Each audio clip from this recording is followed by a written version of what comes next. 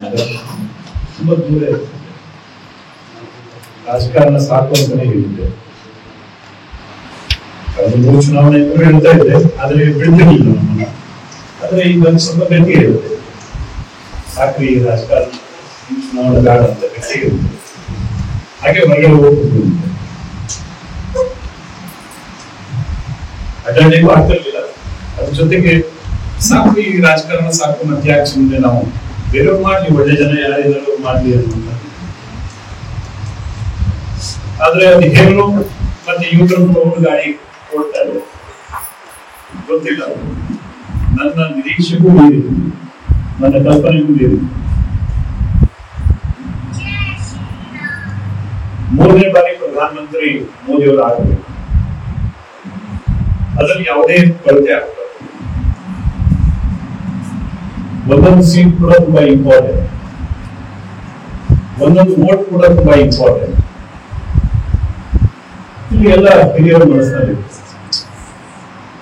ಕಳೆದ 1 ವರ್ಷದಿಂದ ಎಲ್ಲರೂ ಕೂಡ ಮೇಲಿಂದ ಕೆಳತನಕ ಎಲ್ಲರೂ ಕೂಡ ಹೇಳ್ತಾ ಇದ್ರು. ನಾನು ಕೇಳಿರಲಿಲ್ಲ, ಸ್ವಲ್ಪ ನಿಮ್ಗೆಲ್ಲ ಗೊತ್ತಿದೆ, ನಾನು ಸ್ವಲ್ಪ ಹೊರಟ ಸ್ವಭಾವ.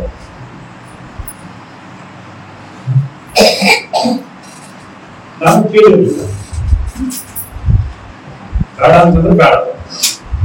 ಒಳ್ಳೆ ಜನ ಇದ್ದಾರೆ, ಬೇಕಾದಷ್ಟು ಮಾಡ್ತಾರೆ. 6 ಸರಿ MP ಮಾಡಿದ್ರೆ ಮತ್ತೆ 8 ಸರಿ ಕೇಳ್ಬೇಕು, ಬೇಡ ಅಂತ ಹೇಳಿದ್ರು.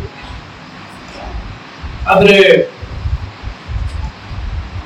ನಮ್ಮ ಕಲ್ಪನೆಗೂ ಮೀರಿ ಸಮಾಜದ ಮತ್ತು ಸಂಘಟನೆಯ ಆಗ್ರಹ ಇವತ್ತು ಮತ್ತೆ ಗಾಡಿ ಯುವಕರನ್ನ ಓಡ್ತಾ ಇದೆ.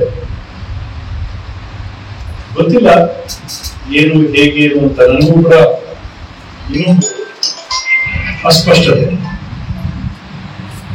ಮಾನಸಿಕವಾಗಿ ನಾನು ರಾಜಕಾರಣದಿಂದ ದೂರ ಆಗಿದೆ. ಈಗ ಪುನಃ ಹತ್ರ ಬರೋ ಪ್ರಯತ್ನ ಏನ್ ನಡೆದಿದೆ, ಅಡ್ಜಸ್ಟ್ ಆಗ್ಲಿಕ್ಕೆ ಸ್ವಲ್ಪ ಹೊತ್ತು ಬೇಕಾಗುತ್ತೆ. ಏನೇ ಇರಲಿ, ಸಂಕಲ್ಪ ಮಾತ್ರ ಈ ಬಾರಿ 3री बार मोदी सरकार